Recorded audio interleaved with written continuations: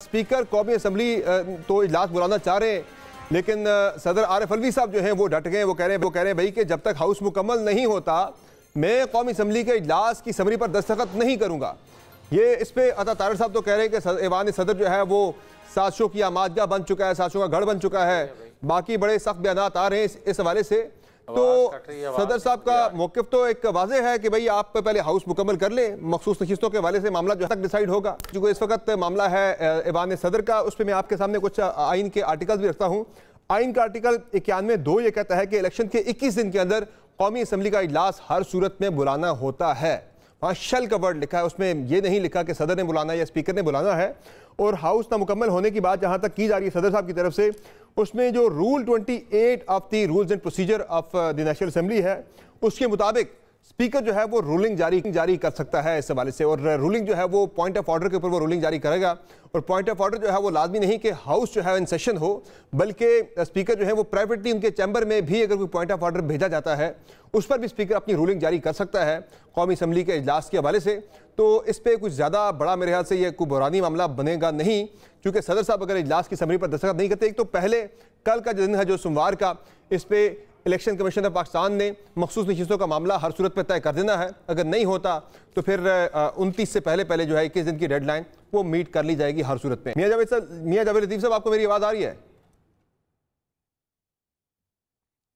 जी आ रही है।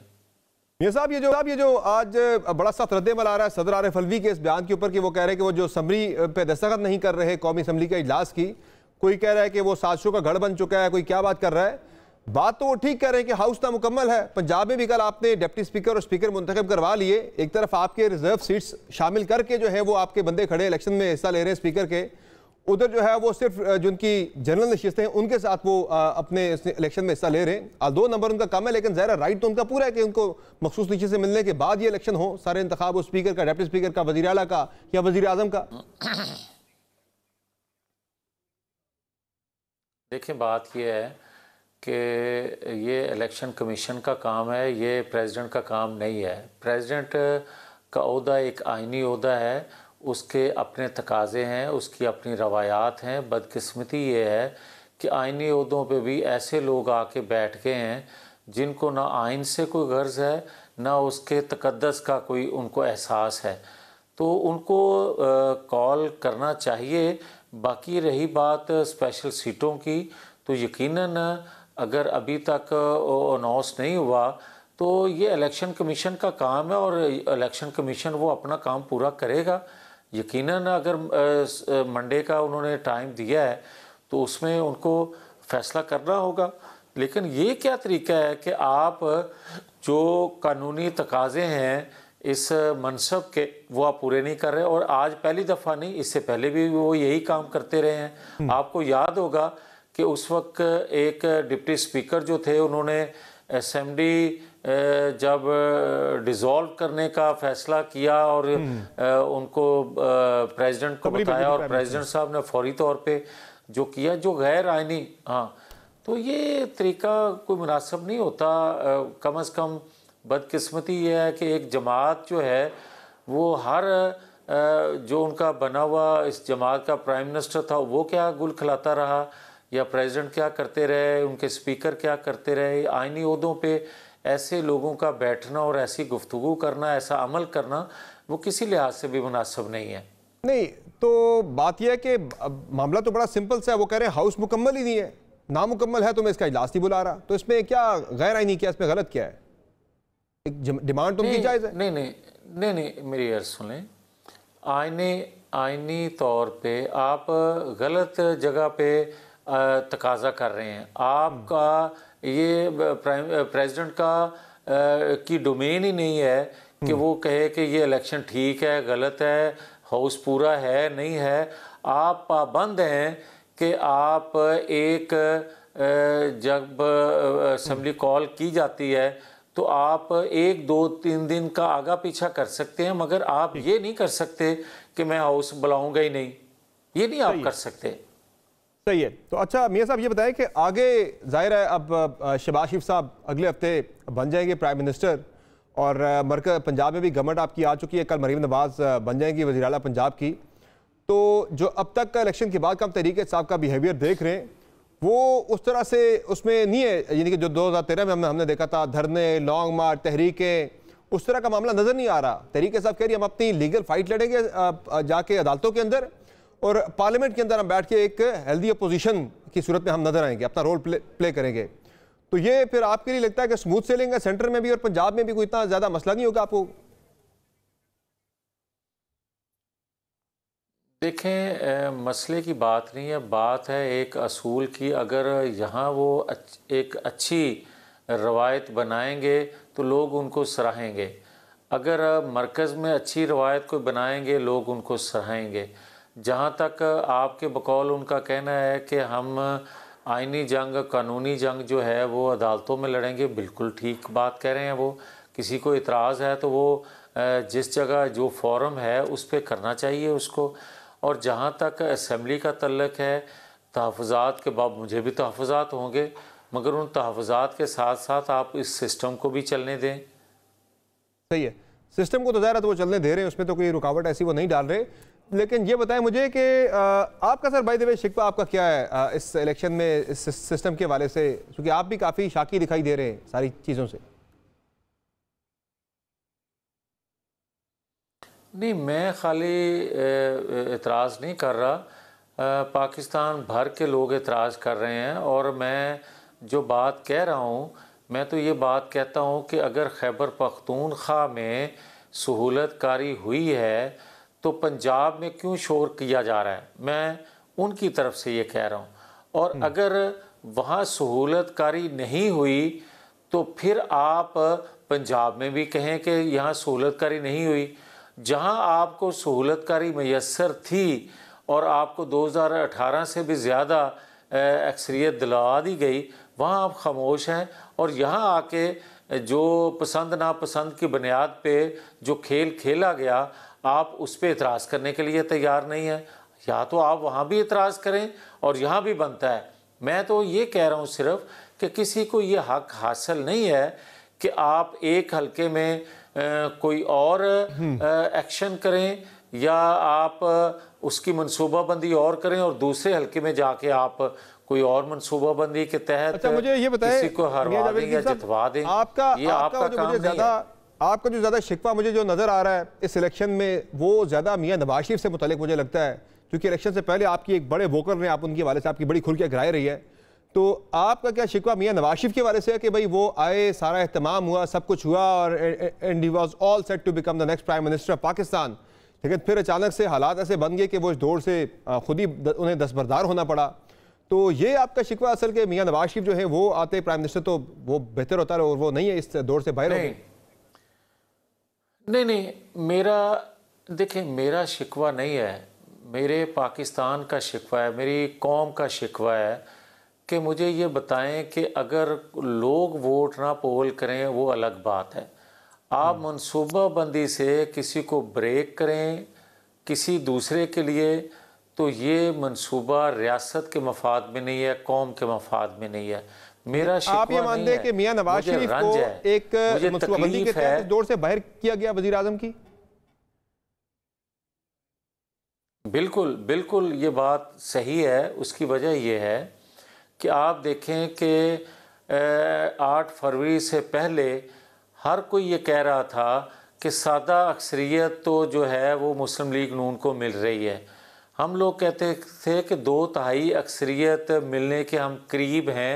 जो माहौल देख रहे हैं हम पाकिस्तान के अंदर वोटर्स का, हलकों में जो जाके हम सूरत हाल देख रहे हैं, तो फिर क्या यकायक हुआ कि आप जिसके नाम पे वोट दे रहे हैं कौम, जिस कैंडिडेट को, वो तो कामयाब हो रहा है, मगर जिसके नाम पे दे रहे हैं वो नाकाम करवाया जा रहा है या उसकी जीत को भी मशकूक किया जा रहा है। असल मसला तो ये है कि मुझे नाम नवाज शरीफ के पे वोट पड़े और नवाज शरीफ की अपनी जीत जो है वो मशकूक बना दी जाए। ये रियासत की आप खिदमत कर रहे हैं, कौम की खिदमत कर रहे हैं, या पाकिस्तान के साथ वो सलूक कर रहे हैं जिसका पाकिस्तान आज मुतहम्मल नहीं है। यानी आप ये कहना चाह रहे हैं मियां साहब के शहबाज शरीफ साहब जो है, मुख्तलिफ मनसूबाबंदी होती रही। आप ये कहना चाह रहे हैं शहबाज शरीफ साहब जो है वो मियां नवाज शरीफ की नहीं बल्कि किसी और की चॉइस है प्राइम मिनिस्टर के लिए? नहीं, मैं ये नहीं कह रहा। मैं ये कह रहा हूँ कि जो हालात बना दिए गए, इन हालात में कोई जमात का सरबराह क्या डिलीवर करेगा? आज जो हालात पैदा कर दिए गए, इन हालात में किसी जमात के पास सादा अक्सरियत भी ना हो, वो पाकिस्तान जिस गर्दाब में फंसा हुआ है पाकिस्तान, उसको कौन निकाल सकेगा? IMF हो या दीगर मालियाती इदारे हों, कौन उनसे नेगोशिएट कर सकेगा? जिन चैलेंजेस का पाकिस्तान को सामना है, क्या एक कौमी हुकूमत या कौमी गवर्नमेंट जो है उससे आप क्या रोज़ अपने इत्तेहादियों को राज़ी रखने की कोशिश करेंगे या रियासत के लिए कुछ कर पाएंगे? हमने 16 माह की हुकूमत करके देखी, उसमें जितने मसाइल थे, और आपने फिर देखा कि 16 माह के बाद इत्तेहादी हुकूमत के जो थे वो क्या क्या गुफ्तगू करते रहे और एक दूसरे पे मलबा डालते रहे, और आज क्या कोई गैलरी में बैठ के तमाशा देखे और कोई जो है वो अपनी गर्दन पेश करे? तो मियां साहब ये जो आप बात कर रहे हैं मियां नवाज शरीफ को बैर किया गया, ये उनके साथ हाथ क्यों किया गया? वजह क्या है इसकी कि बुला के सब इत्तमाम करके? देखिए मैं आज भी ये समझता हूँ कि जो नवाज शरीफ के नज़रिए से, जो नवाज शरीफ के रास्ते में रुकावटें खड़े करने वाले थे, वो ठीक है 9-10 मई के बाद कमज़ोर हुए, मगर वो सहूलतकारी नवाज शरीफ के मुखालफों को मैसर रही। कमज़ोर ज़रूर हुई मगर ख़त्म नहीं हुई। कौन सी सहूलतकारी है मियां साहब? वो कह रहे हैं फॉर्म 45 के मुताबिक वो कह रहे हैं हमारी 170 से ज़्यादा सीटें बनती हैं और फॉर्म 47 में नताइज तब्दील करके वो कह रहे हैं सिर्फ हमें बाद में 93 सीटें दी गई हैं। ये कौन सी सहूलतकारी है? समर, फिर मैं समर आपके सामने मैं भी बैठा हूँ जी। मुझे अगले दिन तक भी फॉर्म 45 नहीं मिला था और मेरा रिजल्ट जो है वो रात 9 बजे अनाउंस कर दिया गया था। फिर आप मुझे भी तो उसी कैटेगरी में देखें ना। आप ये तो ना करें कि जो वो कहें जहाँ से जीत जाएं वहाँ उनका कोई शिकवा नहीं है, वहाँ वो कहते हैं कि हमारी मेजॉरिटी थी हम जीत गए। भाई जहाँ हरवा दिए गए उनके मुखालिफ वहाँ भी तो बात करें ना। ये क्या तरीका है कि आप ये देखें कि मैंने एक पोलिंग स्टेशन था रामगढ़े का, मेरे जो वहाँ पोलिंग एजेंट थे वो बता रहे हैं कि चौथी लाइन में मैं अपना वोट कास्ट करने उस लाइन में चौथे नंबर पे मैं था अपना वोट कास्ट करने के लिए। तो जब मैं वोट कास्ट करने लगा सुबह 8 बजे के करीब, तो बेल्ट बक्स जो था उसके अंदर वो बेल्ट पेपर नहीं जा रहा था। इस तरह महसूस हो रहा था कि बेल्ट बक्स अंदर से भरा हुआ है सुबह 8 बजे। तो आप प्रिजाइडिंग ऑफिसर जो थे 350 के करीब, अगर आप जो निगरान हैं, जो रखवाले हैं, वो चोरों के साथ मिलके सुबह इस तरह का काम कर दें, तो फिर मुझे ये बताएं मैं किसके हाथ पे अपना लहू तलाश करूं? सर वो फिर मामला किससे पूछूं? हाँ। और रात भर प्रिजाइडिंग ऑफिसर चेंज होते रहे। आप अंदाजा करें कभी ऐसा हुआ है कि आप बार बार चेंज करें प्रिजाइडिंग ऑफिसर? सही है। और ये इनकलाब कैसा था जो मेरे हलके में आ गया और मेरे साथ वाले हलके में NA 114 में इनकलाब नहीं आया, NA 115 में इनकलाब आ गया। ये कैसा इनकलाब था? कोई जो देख के आता था कि यहाँ आना है और यहाँ नहीं आना। एक बंदे ने ਤੁਹਾਡੇ ਤੇ पर्सनल कोई सट कड़ी है जनाब जावेद लतीफ साहब? नहीं वो मैनू तो पता है, अगर तैनू नहीं पता तो तुसी पता तो करो ना। मेरा मैं जो कह रहे हैं इस चीज आप शहबाज शरीफ साहब से क्या आप वज़ीर-ए-आज़म बनने जा रहे हैं? क्या हो क्या रहा है इस पाकिस्तान में? वो आपका पता करें। मरियम नवाज साहिबा जिनके लिए आपने उनकी वकालत की है हमेशा हर जगह पे, वो आपका मुकदमा लड़े, वो तो आराम से CM बन रही है, शहबाज साहब PM बन रहे हैं। देखें समर, नहीं देखें बात यह है कि मैंने जो मौक़िफ़ अपनाया हुआ है, जिस मौक़िफ़ को मैं दोहरा रहा हूँ, मैंने किसी के कहने पे वो मौक़िफ़ अपने अंदर नहीं डाला। मैं समझता हूँ आइन कानून की बालादस्ती और पाकिस्तान के अंदर अदारों के इस्तेहकाम, वोट का एहतराम के लिए जद्दोजहद जो हमने की थी कि इसलिए कि पाकिस्तान की इसी में भलाई है, उस पे पहले भी कायम था, आज भी हूँ और आइंदा भी काम करूँगा उसी पे। फिर अगर पार्टी कायद के साथ अगर हाथ हो गया, मियां नवाज शरीफ के साथ हाथ हो गया, तो फिर तो शहबाज शरीफ को गवर्नमेंट लेनी ही नहीं चाहिए थी। नहीं तो शहबाज शरीफ कब गवर्नमेंट ले रहे थे? ले रहे हैं अब ना। जिस तरह दी गई है वो पता है सबको। मैं ये किस तरह दी गई है? जिस तरह हुकूमत ठोंसी जा रही है करने, बस छोड़े यार। जिस तरह 8 फरवरी के इंतखाबात हुए हैं, सही है। वो तो अब ये भी कल पंजाब असेंबली में बड़ी पॉपुलर बहस रही है। लोग पूछते रहे अरकान एक दूसरे से कि भाई तुम 8 फरवरी वाले एमपी हो या 9 फरवरी वाले तुम एमपीए हो। तो ये भी बड़ी एक बहस चली हुई है पाकिस्तान के अंदर। अच्छा मुझे मियां साहब ये बताएं कि ये हुकूमत ये भी जो कायम होगी अगले हफ्ते, मानते हैं आप? ये हकीकत है, दिलचस्प है। अच्छा ये बताएं कि ये हुकूमत आपको कब तक चलती हुई? कोई 8 फरवरी का है, कोई 9 का है। अच्छा मानते हैं आप, कोई 8 फरवरी का एमपी है, कोई 9 फरवरी का एमपी है, और आप ये मानते हैं नताइज तब्दील हुए 9 फरवरी को? मैं समझता नहीं, मुझे यकीन है, नज़र आई हैं चीज़ें, और ये लोगों ने अपनी मनपसंद लोगों को आगे पीछे किया है। बदकिस्मती है इस पाकिस्तान की। सही है, यानी तरीके साहब पे ठीक शोर मचा रही है जो उनके साथ हुआ है। आप भी उनकी बात की तायद करें, वो भी तो यही बात करें जो आप कह रहे हैं। यार नहीं, आप तहरीक इंसाफ की बात कर रहे हैं, आप मुस्लिम लीग की क्यों नहीं बात कर रहे? मेरा तल्लुक तहरीक इंसाफ से है या मुस्लिम लीग से है? मैं तो उस मसले की बात कर रहा हूं जो आप तहरीक इंसाफ वाले सारे एक ही बात कर रहे हैं। लोगों को नहीं यार, मेरी बात सुने ना। क्या सिंध के अंदर पीर पघाड़ा जो बात कर रहे हैं वो तहरीक इंसाफ से तल्लुक है उनका? मौलाना फजलुर रहमान जो बात कर रहे हैं वो तहरीक इंसाफ से उनका तल्लुक है। बलूचिस्तान से अचकजई या मैंगल साहब जो बात कर रहे हैं तहरीक इंसाफ से उनका तल्लुक है। पंजाब के अंदर जो हम बात कर रहे हैं तहरीक इंसाफ से हमारा तल्लुक है। हम तो एक उस चीज़ के खिलाफ आवाज़ उठा रहे हैं कि ये किसी का हक नहीं है कि आप जिसको चाहें मुंतखब कर